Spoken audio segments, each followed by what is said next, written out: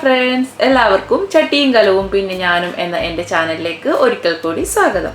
ഇന്ന് നമ്മളിവിടെ ഉണ്ടാക്കാൻ പോകുന്നത് ബാക്കി വന്ന ഇഡ്ലി മാവ് കൊണ്ടും ദോശ മാവ് കൊണ്ടും നമുക്ക് ഉണ്ടാക്കാൻ പറ്റുന്ന ഒരു ഈവനിങ് സ്നാക്സ് ആണ്. ഇത് ഈവനിങ് സ്നാക്സ് ആയിട്ടും കഴിക്കാം, നമുക്ക് ബ്രേക്ക്ഫാസ്റ്റ് ആയിട്ടും കഴിക്കാം. അപ്പോൾ നമ്മൾ ഉണ്ടാക്കാൻ പോകുന്നത് കുഴിപ്പണിയാരമാണ്. അപ്പോൾ കുഴിപ്പണിയാരത്തിന് ആവശ്യമായ സാധനങ്ങൾ ഞാൻ ഇവിടെ എടുത്തിരിക്കുന്നത് ദോശ ബാറ്ററാണ്. അപ്പോൾ നമുക്ക് ഇനി ഇതൊന്ന് കുറച്ച് ഐറ്റംസ് താളിച്ച് ഇതിലേക്ക് ഒഴിക്കണം. അതെന്തൊക്കെയാണെന്ന് നമുക്ക് നോക്കാം. ഇപ്പോൾ ഒരു പാൻ സ്റ്റൗവിൽ വെച്ചിട്ടുണ്ട്. ഇനി അതിലേക്ക് കുറച്ച് ഓയിൽ ഒഴിച്ചു കൊടുക്കാം. അപ്പം നമുക്ക് ഇതിലേക്ക് കുറച്ച് കടുക് ഇട്ട് കൊടുക്കാം. അപ്പോൾ കടുക് പൊട്ടി തുടങ്ങിയിട്ടുണ്ട്. കടുകൊക്കെ പൊട്ടുമ്പോൾ ഒന്ന് അടച്ചു വെച്ചാൽ നല്ലതായിരിക്കും, ഇല്ലെങ്കിൽ അത് മൊത്തം പൊട്ടി പുറത്തൊക്കെ ആവും. അപ്പോൾ ഇപ്പോൾ പൊട്ടിക്കെടുത്ത് വന്നിട്ടുണ്ട്. അപ്പം ഇനി ഇതിലേക്ക് നമുക്ക് കുറച്ച് ഉഴുന്ന് കൂടെ ഇട്ട് കൊടുക്കാം.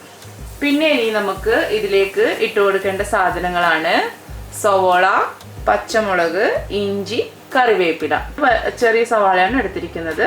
പച്ചമുളക് 2 എണ്ണം, ഇഞ്ചി ഒരു 1.5 ടീസ്പൂണോളം ഉണ്ടാവും, കറിവേപ്പില പിന്നെ മുറിച്ചിട്ടതാണ്.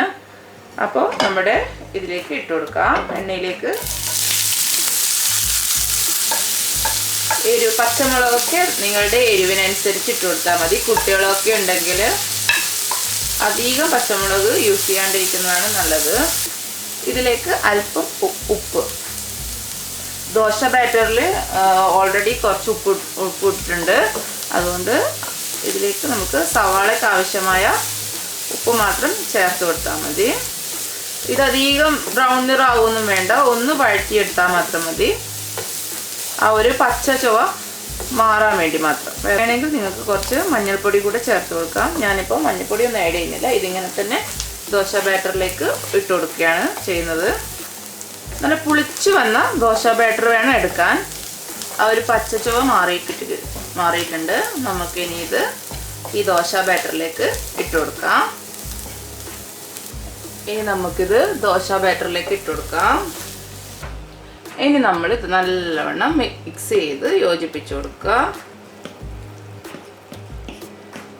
ഇപ്പം നല്ലവണ്ണം യോജിപ്പിച്ചിട്ടുണ്ട്. ഇനി നമുക്ക് കുഴിയുള്ള അപ്പച്ചട്ടി എടുക്കാം. അപ്പച്ചട്ടി ഇപ്പോൾ ചൂടാകാൻ വെച്ചിട്ടുണ്ട്.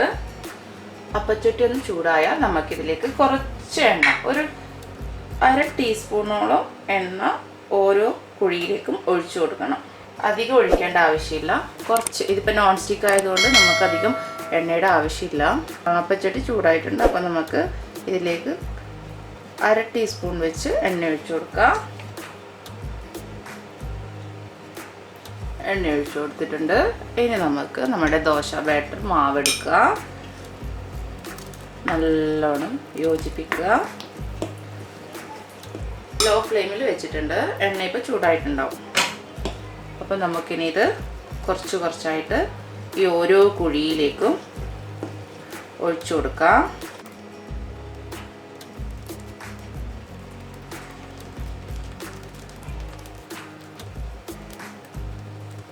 ഓരോ കുഴിയിലേക്കും ഒഴിച്ചു കൊടുത്തിട്ടുണ്ട്. ഇനി ഇതൊന്ന് നമുക്ക് അടച്ചു വയ്ക്കാം.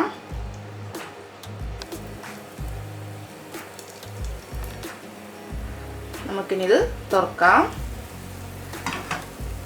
നല്ലവണ്ണം പൊന്തിയൊക്കെ വന്നിട്ടുണ്ട്.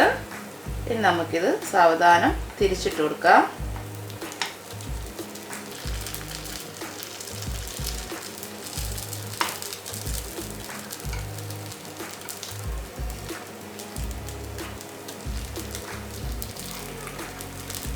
ഇതിനിപ്പോൾ കുഴി കുറച്ച് കുറവായതുകൊണ്ടാണ് നമുക്ക് ആ ഒരു ഇതിൽ കിട്ടാത്തത്. എന്നാലും കുഴപ്പമില്ല. നമുക്ക് കുഴിപ്പനിയാരം ഉണ്ടാക്കാൻ കുഴിയുള്ള പാത്രം ഇല്ലെങ്കിൽ തന്നെ നിങ്ങൾക്ക് എണ്ണയിൽ ചുടുന്നവരുണ്ട് കേട്ടോ. എണ്ണയിൽ ഇങ്ങനെ കോരി ഒഴിച്ചു, ഇതേപോലെ തന്നെ ചെയ്തിട്ട് അത് എണ്ണയിൽ കോരി ഒഴിച്ചു കൊടുത്തിട്ട് ചെയ്യുന്നവരുണ്ട്. പക്ഷെ അങ്ങനെ ആകുമ്പോൾ എന്താണെന്ന് വെച്ചാൽ ഒരുപാട് എണ്ണ കുടിക്കും. മാവ് നല്ലവണ്ണം എണ്ണ കുടിക്കും. അപ്പോൾ നമുക്കത് എണ്ണയൊക്കെ അധികമാവുന്നത് നല്ലതല്ലല്ലോ. രണ്ട് ഭാഗവും തിരിച്ചും മറിച്ചും ഇട്ട് റെഡിയാക്കി എടുക്കുക. ഒന്ന് ബ്രൗൺ നിറാവട്ടെ. വേണമെങ്കിൽ ഈ സമയത്ത് എല്ലായിടത്തും കുറച്ച് കുറച്ച് എണ്ണ തൂക്കി കൊടുക്കാം, ആ ഒരു ഇത് കിട്ടാൻ വേണ്ടിയിട്ട്. എണ്ണ അധികം ഇഷ്ടമില്ലെങ്കിൽ പിന്നെ അങ്ങനെ ചെയ്യാതിരിക്കുക. ടൂത്ത് പിക്കോ എന്തെങ്കിലും ഒന്ന് എടുത്തിട്ട് ഒന്ന് ഉള്ളിൽ കുത്തി നോക്കുക. മാവൊന്നും പറ്റുന്നില്ലെങ്കിൽ ഉള്ളു വെന്തിട്ടുണ്ടെന്നാണ് അർത്ഥം. മാവൊന്നുമില്ല, ഇപ്പം നമ്മൾ നേരത്തെ കണ്ടത്ര ഇതൊന്നും ഇതിനില്ല. അപ്പോൾ ഉള്ളും നല്ല പെർഫെക്റ്റായിട്ട് വെന്തിട്ടുണ്ട്. അപ്പം നമ്മുടെ കുഴിപ്പനിയാരം റെഡി ആയിട്ടുണ്ട്. നമുക്കിനി ഇത് സെർവിങ് പ്ലേറ്റിലേക്ക് മാറ്റാം. നമുക്കിത് സെർവിങ് പ്ലേറ്റിലേക്ക് ഓരോന്നായിട്ട് എടുത്ത് മാറ്റാം.